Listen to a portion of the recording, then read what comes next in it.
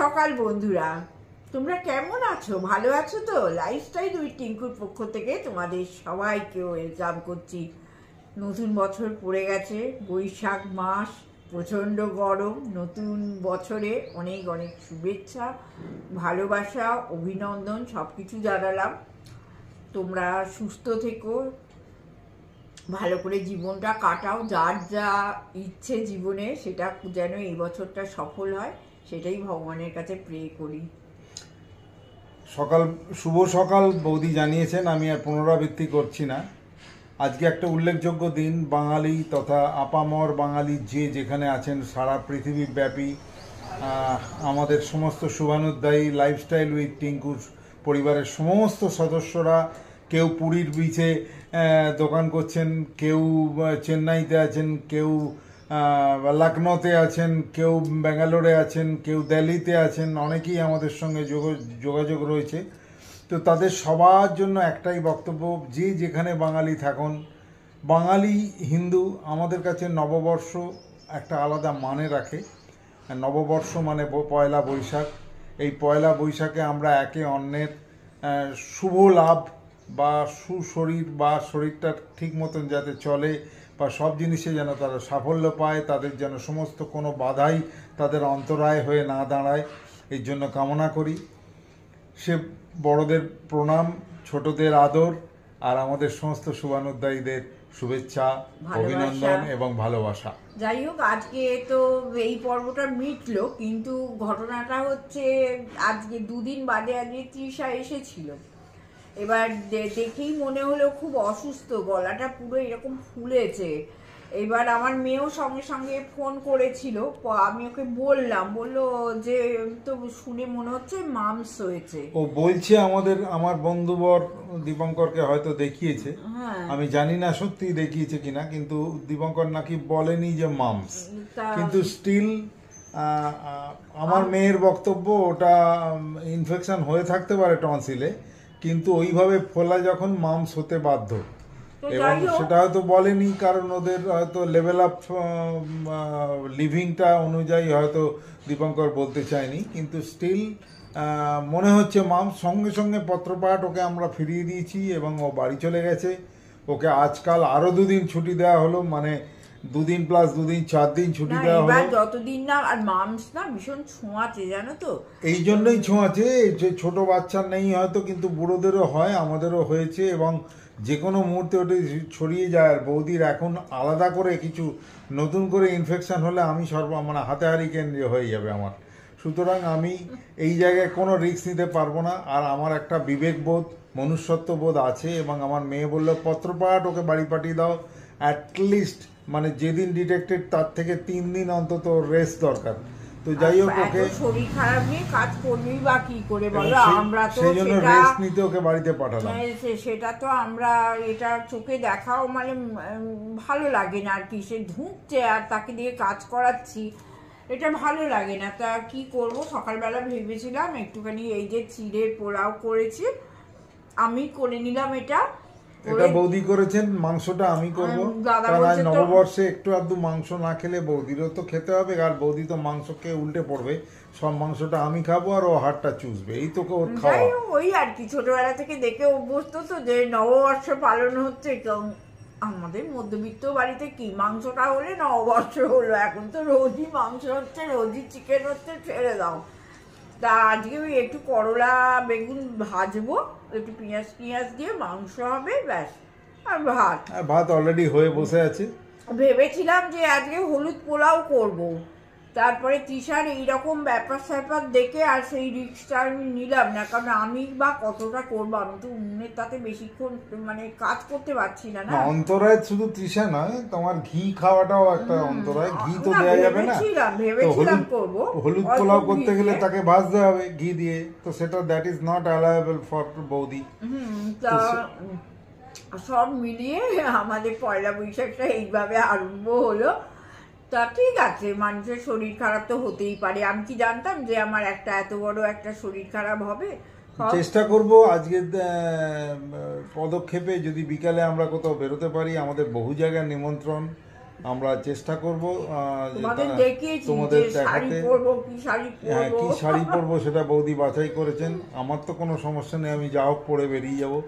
আমার মনে পড়ে গত বছরও আমরা এইভাবে পয়লা বৈশাখ সন্ধ্যায় বেরিয়ে যা আমরা শ্যুট করেছিলাম তোমাদের সব দেখিয়েছিলাম। কারণ বৌদির অঙ্গীকার যা করব বন্ধুদের নিয়ে করবে এবং কোনো কিছু গোপন করব না। তো একদম। সেই অনুযায়ী আমরা এগিয়ে চলেছি, তোমরা পাশে থাকো। আমরা আবার আসছি বেলার দিকে। দাদা যদি মাংস করে তোমাদের একটু হ্যাঁ, আমি দেখাতে মাংস হবে, এটা করলে তো তখন নতুন তোমরা ঘটনা। বৌদি ক্যামেরা ধরবে, ঠিক আছে? আবার এসে গেলাম। এবারে কিন্তু ভূমিকাটা আলাদা, এবারে কিন্তু মাংস হচ্ছে। হ্যাঁ, কারণ ভগবান পরপর টেস্ট নিচ্ছেন। আগে তো বৌদির এরকম একটা বিরাট অঘটন গেল, যেটা তোমরা জানো।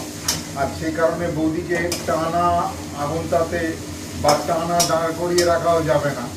তো সুতরাং এটা আমার ভাবনা চিন্তা। তো তৃষাকে ছেড়ে দিয়েছি, কারণ তৃষার যা হয়েছে, তৃষার এই ঘটনাটার মাধ্যমে হয়তো ভগবান আমাদের দুজনের টেস্ট নিচ্ছেন প্রেজেন্টে, যে কত তোদের ধৈর্য আছে দেখা। তো যাই হোক, আমি ঈশ্বরের আশীর্বাদে আমার মা আমায় সব রকম শিখিয়েছেন বলে আমি মোটামুটিভাবে না হেরে লড়ে যাচ্ছি। হ্যাঁ, তো তোমাদের সকলকার ভালোবাসায় আজকে নববর্ষের দিনে নববর্ষটাকে কালারফুল করে রাখার জন্য আমি এইভাবে মাংসটা করছি। এর মধ্যে বৌদিকে রিলিফ দেওয়া ইত্যাদি যেটা বলে থাকি সেটা আমি এই মুহূর্তে বলছি না, কারণ বৌদি এখন পুরোটাই রিলিফ দিচ্ছে। বৌদির উনুন ধারে বা এই আগুনের কাছে দীর্ঘক্ষণ দাঁড়িয়ে দাঁড়িয়ে রান্না করা বৌদির পক্ষে সম্ভব নয়, যদিও ক্যামেরাটা এখন বৌদি করছেন। তো স্টিল এগুলো তোমাদের জানালাম। এদিকে মাংসে হাত দিয়েছি। মাংস দেখো, এই দই দিয়ে মাংসটাকে পুরো আমি করে রেখেছি। খুব বিরাট মাংস নেই, সচারেক মাংস আছে, দুজনের যথেষ্ট।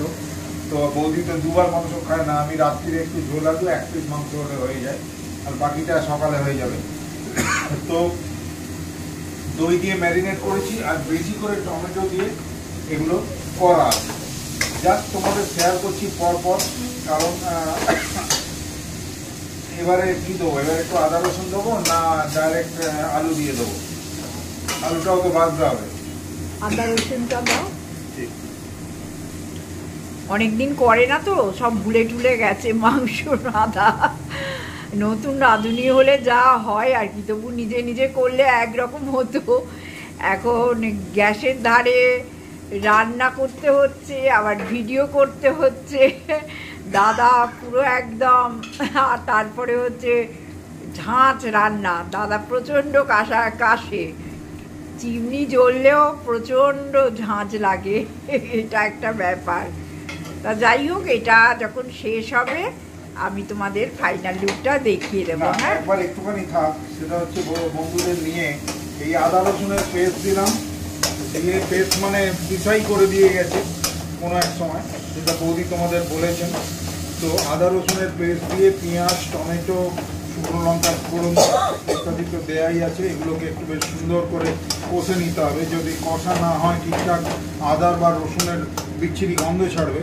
তো এগুলো সব বৌদির থেকেই শেখা। জানি না আমি ঠিকঠাক কথা বলছি কিনা, যদি ভুলভ্রান্তি কিছু বলি আমাকে ক্ষমা করে দিও। তো এটার সঙ্গে সঙ্গে এবার কি করব না, আমাকে লঙ্কা হলুদটা একটু ভেজে নিতে হবে, নাহলে কিন্তু এই লঙ্কা হলুদেরও একটা স্মেল থেকে যাবে। না, আর একটাও ব্যাপার হচ্ছে যে ভীষণ অল্প তেলে রান্না তো, হ্যাঁ, যার জন্য দইটা বেশি দিলাম। দই টমেটো বেশি দিতে হবে, এবং লঙ্কা হলুদের জায়গা কোথায়, এখানে লঙ্কা, তাই তো?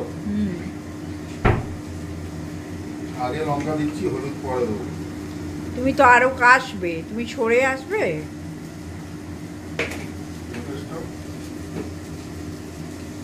আর এখানে হলুদ আছে, ওই যে হলুদ, ওই যে এবার একটু হলুদ দেবো অল্প করে। Enough enough enough enough enough. তো এবার লঙ্কা হলুদটাকে, এই টোটাল পেস্টটা যেটা তৈরি হয়েছে, পেঁয়াজ, আদা, রসুন, টমেটো, লঙ্কা, এবং বেশি করে টমেটো আছে, প্রচুর টমেটো আছে, প্রায় 3খানা টমেটো আছে, 4 প্রমাণ সাইজে। যেটা আমাদের এই 400 মাংস উইথ আলু। আমাদের আবার বাড়িতে একটা সমস্যা হচ্ছে, আমরা ছোটবেলা থেকে মা বাবারা শিখিয়ে গেছেন ড্যাব ড্যাবে আলু যদি না থাকে মাংস খাচ্ছি মনে হয় না, যেন কি একটা হচ্ছে। আর বেশি উগ্র তেল মশলা বা বেশি উগ্র মশলা আমরা খুব একটা খেতে পারি না। তো জাস্ট এইটা আরম্ভ করলাম, আলু পরে দেবো, এখন মাংস দিয়ে একটু কষা হোক। মাংস আলু সব একসঙ্গে দিয়ে দাও। ব্যাচেলার চিকেন হচ্ছে আজকে। আজকে মেন রাঁধুনি অসুস্থ, সেমিনার রাঁধুনিও অসুস্থ। আর কি বলবো, এই রাঁধুনি এখন রান্না হাফ জানে না। অনেকদিন অভ্যাস নেই, অনেকদিন পরে ধরছি। আর এখন কি হয়, বয়স হওয়ার সঙ্গে সঙ্গে না মেমারিটা অনেকটা ফেল করে, যে কি তারপরে কোনটা দেবো গুলিয়ে যায়। যাই হোক, এইগুলো হতে পারে, অস্বাভাবিক কিছু নয়। নিশ্চয়ই তোমরা, আমি তো তোমাদের আগেই বলেছি যে নিজ গুণে একটু ক্ষমা করে নিয়ে যদি আমি কোনো ভুলভ্রান্তি করে থাকি বা বলে থাকি। এইবার যেহেতু এটা দই দেয়া আছে, এটা কষাতে কোনো অসুবিধা হবে না, সুন্দর কষা হয়ে যাবে। কষাটা যত ভালো হবে তত ভালো খেতে হবে, এবং আদা রসুন লঙ্কা হলুদ এসবের স্মেলটা কিন্তু আস্তে আস্তে কেটে যাবে। এবং সেই কষাটা কিন্তু অনেকক্ষণ ধরে হাত নাড়তে হবে, না নাড়লে কিন্তু এটা রেজাল্টটা আমরা পাবো না। যাই হোক, আবার শেষ পর্যায়ে তোমাদের দেখি দাদাকে একদম ফিনিশিং লুকটা তোমাদের দেখিয়ে দেবো প্রেসার কুক করার আগে। তো কারণ আমাদের বৌদি এটাই শিখিয়েছেন, কষাটা ঠিকঠাক করার পরে না আমি আলুটাও দিয়ে দিই, সেটাও বন্ধুরা দেখে যান। ওরে বাবা, সব দেখাতে হয় বন্ধুদের। বিশাল রান্না করছে আজকে তোমাদের দাদা।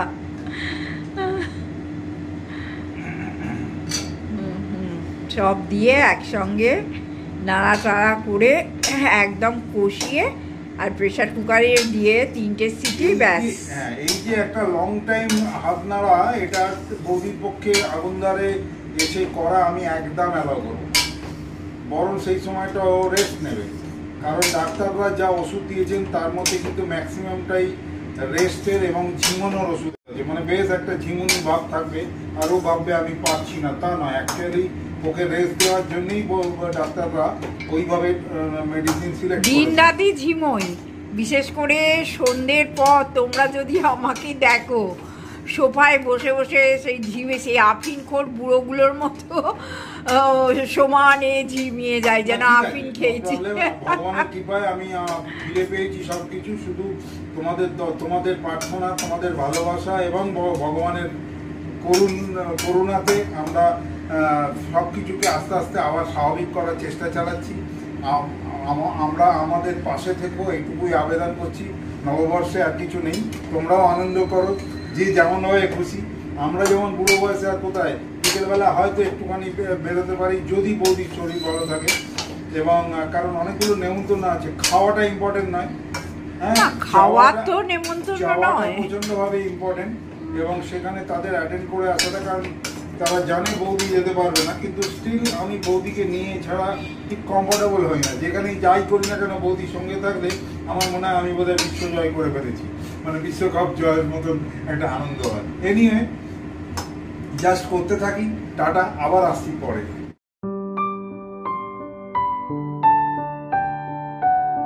বন্ধুরা, এই যে কালকে এই ছাপা শাড়িটা দেখিয়েছিলাম, এই ছাপা শাড়িটাই পরে নিয়েছি। অনেক কিছু ইনিমিনি মাইনো মোর করলাম, কিন্তু একদমই মানে আমি ভাবছি গরমে গায়ে কিচ্ছু রাখতে পারবো না, যেটা কালকে বলছিলাম ছাপা শাড়ি পরবো। তাই এই ছাপা শাড়িটা পরেছি। শরীর খারাপের জন্য ব্লাউজও তৈরি করা হয়নি, অন্য একটা ব্লাউজ দিয়ে পরেছি। জানি না কেমন লাগছে, দাদা তো বলছে মোটামুটি মিলে গেছে। ঠিক আছে, মিললেই হলো।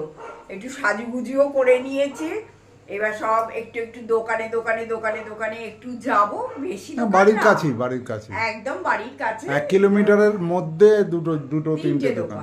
হ্যাঁ, তো যাবো। একটু বলে ওরা অনেক করে, জানো তো, একটু না গেলে ভালো লাগে না। তা চলো ভিডিওটা আরম্ভ করলাম বিকেলের স্লটে। আজকে তোমাদের দেখাতে হবে সারাদিন কি করে আমি পয়লা বৈশাখটা কাটালাম। প্রচন্ড যদিও গরম হচ্ছে, আর নতুন শাড়ি পরলে কিন্তু খুব গরম হয়, এটা মাথায় রেখো। তা আমারও খুব গরম হচ্ছে এখন, বাইরে যেতে পারলে বাঁচি, আর যদি রাস্তায় কিছু তুলতে পারি অবশ্যই তোমাদের দেখাবো।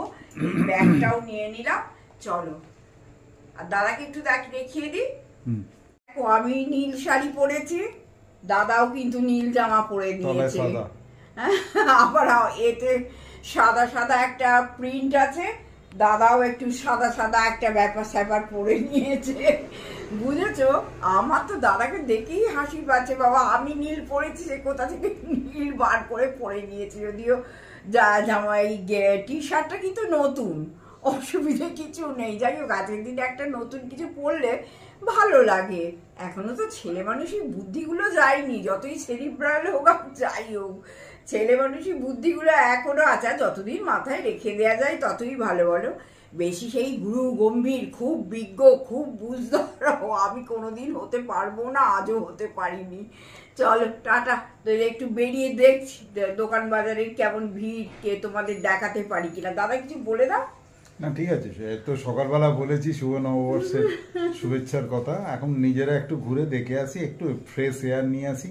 ম্যাক্সিমাম 40 মিনিট 45 মিনিটের মধ্যে উই উইল বি ব্যাক। এখন 6:45, আমরা আশা করছি 7:45-টার মধ্যে ফিরবো, এক্ষুনি চলে আসবো। হ্যাঁ, তোমরাও সব জানি নতুন ছাপা শাড়ি পরে ঘুরু ঘুরু করতে গেছো, নাও নিজেরাও করো, আমি একটু বেরোই। চল টাটা টাটা।